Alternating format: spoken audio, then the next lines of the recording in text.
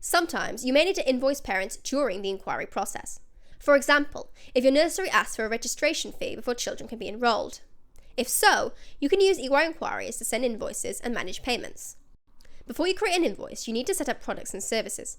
These are the extra services that you're charging for in the invoices, so you need them to create an invoice.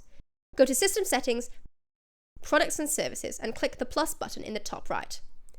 Type in a name and a description. Then choose whether this is a product or a service. For a registration fee, you would probably pick Service. If applicable, you can choose a group, which makes it easier to sort the products and services screen, but this isn't required. For payment, you have the option of using a flat rate or an automated rate. The automated rate, these extra options, and the linked product/services field only apply to EY managed sessions, so you can leave them if you're only creating a product or service to be used in EY inquiries. Fill in the price and cost fields. The price is how much the parent pays, while the cost is how much the nursery spends to provide the service. Click Save when you're done. To send an invoice for the service we've just created, go to an inquiry profile and click on the plus button in the transactions screen. In the pop-up window, choose the date of the invoice and the date the invoice is due to be paid. We can select the service we created from the item name field. This will automatically fill in the other fields.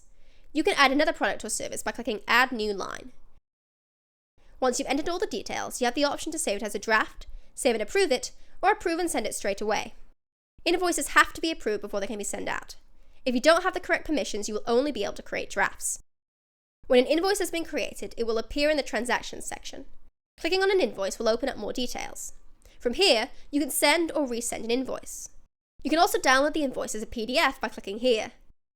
This is the same PDF parents receive, so make sure to check it looks good to you.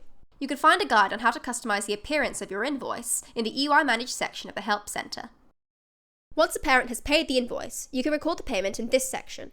The payment will be automatically filled in with the exact amount you invoiced for, but you can adjust the amount by clicking on the field. Fill out the rest of the fields, then click Add Payment. The invoice will be marked as paid. You can see a list of all invoices from the Invoices tab. By default, the page only displays invoices pending payment. You can adjust your view by clicking on Filters and changing the options. You can also add a payment from this page by clicking on the plus icon next to an invoice. Clicking on an inquiry's name will take you to the invoice details in their profile.